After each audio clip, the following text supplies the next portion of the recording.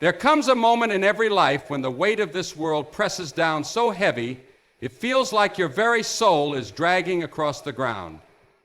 The nights stretch on, the days grow colder, and no matter how strong you thought you were, the burden of disappointment, heartbreak, and fear will bend your back and buckle your knees, and the world, oh, the world will stand by and watch. It don't always offer you a hand, and even when it does, it might be a hand that lets go before you've even stood up. But I want you to hear me now. As sure as you've drawn breath today, there is no weight, no darkness, no storm so fierce that you were meant to carry it forever. You see, life has a strange way of making us believe that the hurts we've collected along the way are part of who we are. We grow up with the scars of words spoken in anger, the wounds left by broken promises, and the silent ache of lonely nights spent asking, why me? And before long, the weight of those feelings becomes so familiar, we start mistaking it for our own skin. We begin to think we are our pain, we are our mistakes, we are our sadness. But the truth is, friend, you were never meant to live shackled to that weight. When you hold on to anger, to bitterness, to self-hatred, it isn't strength that keeps you going, it's fear. Fear of being empty without it. Fear of not knowing who you are if you finally lay it down. But I want you to know this. You don't have to carry it anymore. You don't have to hold on to every insult, every rejection, every memory of failure like a trophy of survival. You were not built to live your life bowed under the weight of the world. You were made to stand tall, head held high, and spirit unbroken. Now the world will tell you, hold on, toughen up, harden your heart. But the real strength is not in holding on, it's in letting go. Acknowledging the weight is the first step, because you cannot fight an enemy you refuse to face. You have to stand there eye to eye with your anger, your sadness, your fear, and call it by its name. And then you have to make a choice. You can either keep dragging it through the dirt, letting it poison your days and haunt your nights, or you can lay it down and refuse to let it chain you any longer.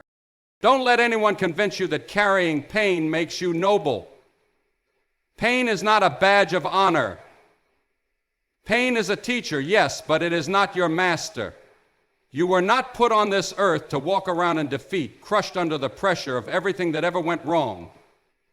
You were created for something greater, and when you truly decide that you don't give a damn about carrying the weight of past hurts anymore, you'll find something strange happens. Your shoulders straighten, your steps grow lighter, your heart starts to beat with hope again.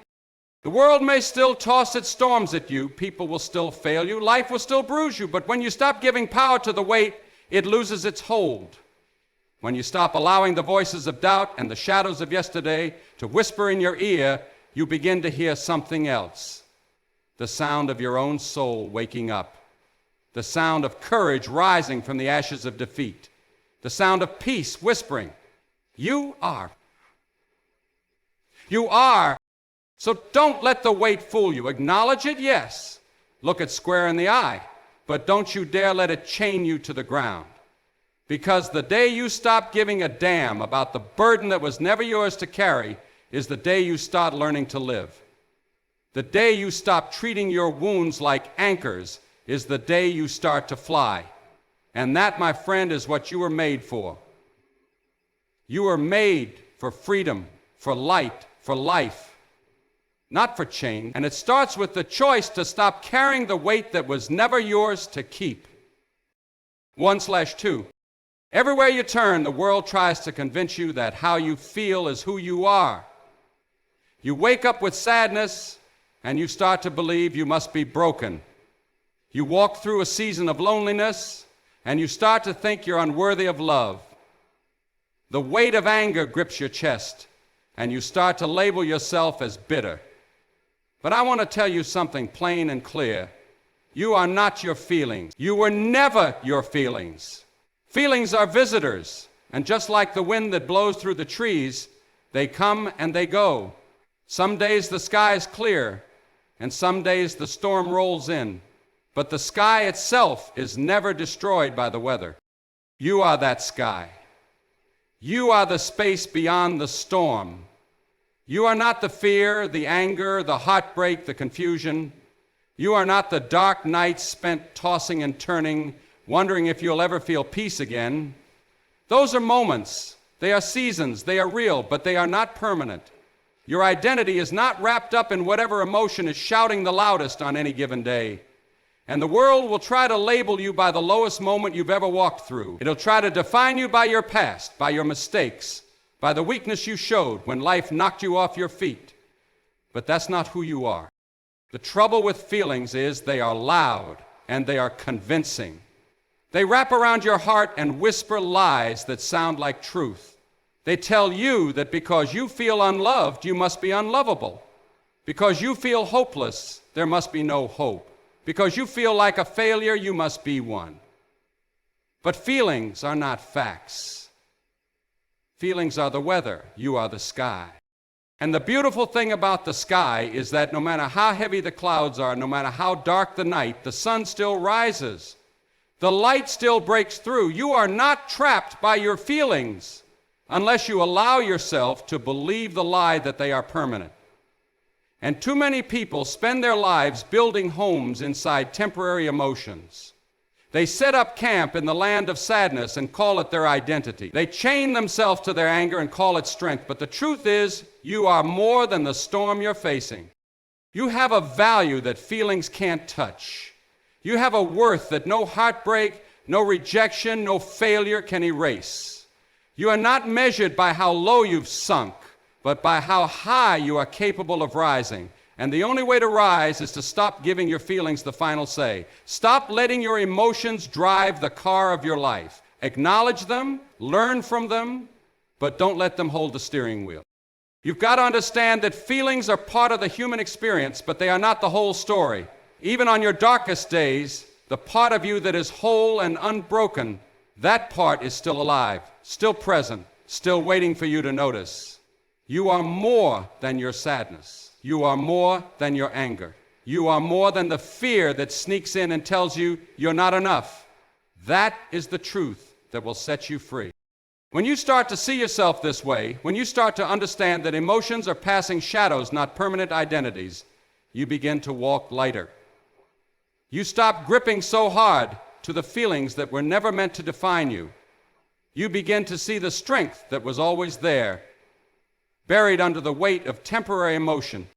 And the next time sadness shows up at your door, you won't roll out the red carpet and call it home.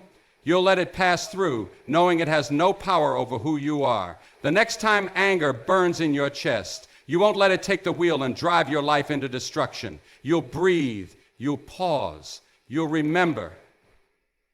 This is a feeling, not a fact. This is a wave, and waves don't last forever. You were not created to be a prisoner of how you feel. You were created to be free, steady, unshaken by the changing winds of emotion. And when you stop letting feelings write your story, you start to hear a new voice, a deeper one, rising up inside you. The voice of truth. The voice that says you were always worthy, always loved, always enough, no matter how you felt. And that, my friend, is the freedom you've been looking for all along. There's a quiet trap that most of us fall into, and we don't even see it coming. It starts the moment we hand over our peace to the voices and opinions of the world. It starts when we tie our worth to what people say about us, what they think of us, how they judge us, praise us, or ignore us. Little by little, without even realizing it, we let the outside world become the ruler of our inside world. We give power to people who never deserved it. We give power to circumstances that were never meant to define us. And when life takes a turn, when people turn their backs, when plans fall apart, it feels like the whole foundation of who we are crumbles beneath us. But I want to tell you this today. You don't have to live that way. You don't have to give that power away anymore. Every day the world throws its opinions at you like stones. It tells you who you are supposed to be, how you are supposed to look, how you should act, what success should feel like, what happiness should cost. It tells you you're too much for some people, not enough for others.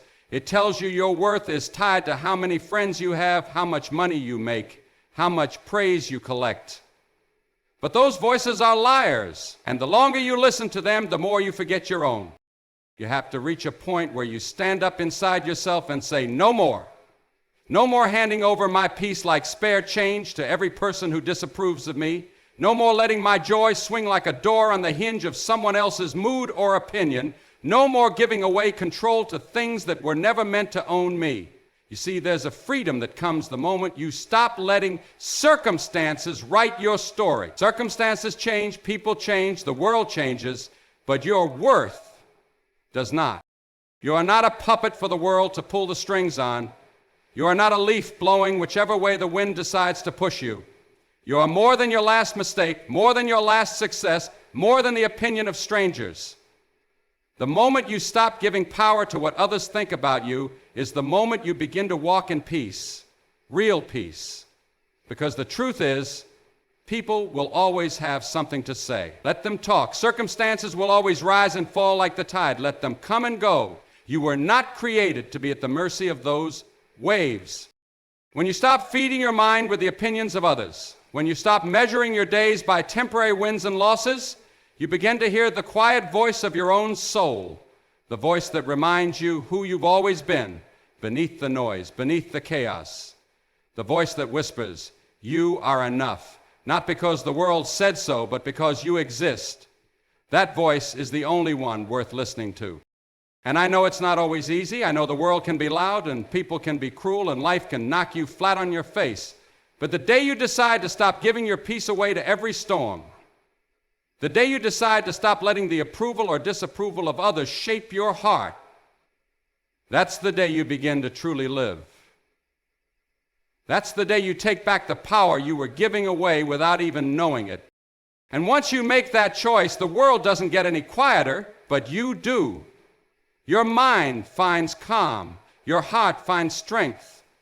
You stand tall not because the world is easy, but because your peace is no longer up for sale. You learn to let the world do what it does, and you do what you must. Live free, live true, live without apology. So, don't let the noise steal your peace. Don't let the storms decide your worth. Don't let the shifting sands of people's opinions control your foundation. You were born to stand on something deeper, stronger, unshakable. And when you stop giving power to opinions and circumstances, you finally step into the life that was always waiting for you. The life of peace, the life of strength, the life of freedom. There's a difference between letting go and giving up, though the world often confuses the two. Letting go is not weakness. Letting go is not defeat. Letting go is the act of finally setting down the heavy, rusted chains you've been dragging behind you for far too long. It's the moment you realize that some things were never meant to be carried this far, and you stop clinging to them, not because you've stopped caring, but because you've started to heal. We are taught to hold on, to fight for things, to cling to people, to carry our past like a badge, but sometimes the bravest, strongest thing you can do is open your hands and release what's been breaking you. Holding on to anger, to regret, to disappointment, it can feel like control. It can feel like strength. But the truth is, it's the heaviest burden you'll ever carry. And you can't walk into the life you were meant for. You can't rise into the person you were created to be if your arms are full of everything that was meant to be let go. When you hold on too tightly to the wounds of your past, your hands stay closed to the blessings of your future. Life can't pour into a heart that's barricaded behind walls of bitterness and fear. Growth doesn't happen in a clenched fist. It happens in open hands. You've got to be willing to release the pain that taught you, release the people who left you, release the moments that broke you, and trust that what is meant for you will find you when your heart has made room for it. Letting go doesn't mean the past didn't matter. It doesn't erase the lessons, the scars, the tears. What it means is you've stopped letting the past lead your future. It means you've learned all that pain came to teach you, and now you're choosing to step forward. It means you stopped building altars at the feet of heartbreak and started walking toward wholeness. You see, there's a strange comfort in holding on to what's familiar, even when it hurts. We tell ourselves, if I let this go, who will I be? If I stop carrying this pain, what will fill the empty space? But friend, empty space is where new life begins. Empty space is where growth has room to rise. The ache you feel when you release something you've carried for too long isn't the ache of loss. It's the stretch of healing. It's your soul growing into its strength. And the truth is, growth never starts while you're clinging to the old. Nothing new can come to you if your arms are already full of yesterday's wreckage. So let go of the bitterness that's been eating away at your joy. Let go of the grudges you've kept like trophies on a shelf. Let go of the need for people to understand you, to validate you, to see your worth. Their opinion was never the source of your value anyway. Let go of the weight that was only ever meant to teach you, not to own you. When you let go, you make space for peace. You make space for strength. You make space for love that's not tangled up in fear. And you'll find that the world looks different when you stop looking through the lens of past pain. The sky will seem wider. The road will seem clearer. And your heart, for the first time in a long time, will feel light enough to fly. The moment you let go is the moment you stop giving the past permission to write the rest of your story. The future is waiting, but it won't wait forever. You can't keep dragging yesterday's chains into tomorrow's promise. You've got to release them. You've got to lay them down, even if your hands shake, even if your heart protests, because freedom is on the other side of surrender, and peace is on the other side of release. So, don't let the fear of empty hands keep you trapped in the same place. Let go and let growth begin. Let go and watch the space you create fill with strength you didn't know you had. Let go and step into the life you were always meant to live, lighter, freer, and finally unchained. Negativity is a quiet thief. It sneaks in slow, settling deep into your mind before you even realize you've opened the door for it. It starts as a thought, small and harmless, like a single cloud drifting across a blue sky. But if you let it stay, if you feed it with your attention, if you replay it in your head enough times, it multiplies. It grows roots, it builds walls, it darkens everything around it. And before long, your heart feels heavy, your joy feels distant, and you forget there was ever light at all. But the truth is simple. What you feed will grow, and what you starve will die. You can't always stop negative thoughts from showing up. Life will hand you hard days. People will disappoint you. You will fall short, make mistakes, lose things, and face moments that shake you. But what you do with those thoughts, that's your choice. You can sit with them, feed them, give them a room in your mind and watch them take over every corner of your peace, or you can starve them. You can turn your attention away and feed your spirit instead. Feeding your spirit means making space for hope, even when the world feels hopeless. It means choosing gratitude even when the day seems empty. It means filling your mind with truth when lies start knocking. The more you pour into your spirit, the less room there is for darkness to settle. Light and dark can't share the same space for long. One will always drive the other out. But you've got to choose day after day what you'll feed. Negativity thrives on your energy. It survives on your focus. It feeds on the endless loop of worry and regret that plays through your mind when you're lying awake at night. But if you shift your attention, if you lift your eyes, if you remind yourself of what is good, what is pure, what is strong, the power of that darkness starts to shrink. The weight that felt unbearable yesterday starts to lift. The voice that told you you're not enough starts to fade. And little by little, your spirit grows stronger. Your spirit is like a fire. Feed it right, and it burns bright enough to chase away the cold. Feed it with hope, with faith, with courage, with truth, and that light will grow so fierce that no shadow can stay long. But feed it with fear, with bitterness, with shame, with resentment, and you'll feel that flame shrink until all you have left are ashes. Life is going to test you. That's a promise. You will face storms you never asked for, and you will stand at the edge of choices you don't feel ready to make. But the strongest people aren't the ones who never feel weak. They are the ones who know how to feed their spirit when everything else is starving for attention. They're the ones who choose not to water the weeds of fear, but the roots of faith. They don't let the world dictate the temperature of their heart. They learn to build their own fire, no matter how cold it gets. And this isn't about pretending the bad doesn't exist. It's not about closing your eyes to pain or walking around with fake smiles plastered on your face. It's about choosing what gets to stay and grow inside of you. It's about being the gatekeeper of your mind, knowing you were never meant to be a dumping ground for every toxic thought that passes by. It's about guarding your peace like it's treasure, because it is. You don't overcome negative feelings by fighting them head-on, by wrestling them into submission. You overcome them by feeding the part of you that was always stronger, the part that was built to rise above them. The more you feed your spirit, the less room negativity will have to grow. The more you nourish your hope, the more your life will bloom, even in the middle of a storm. So start feeding the light even when you feel surrounded by darkness. Start feeding your spirit even when you feel weak. And watch how slowly, steadily the shadows lose their grip on your heart. Because the one truth the world won't tell you is this: your spirit, once fed, will always outshine the darkness. You just have to choose where you place your attention and let the light do the rest. He is a moment in every person's life when you come face to face with the truth that freedom isn't handed to you, it's chosen. Peace doesn't fall into your lap like rain from the sky. It's something you claim, something you fight for, something you wake up and decide to protect every single day. It's not about the world becoming easier, softer, or more forgiving.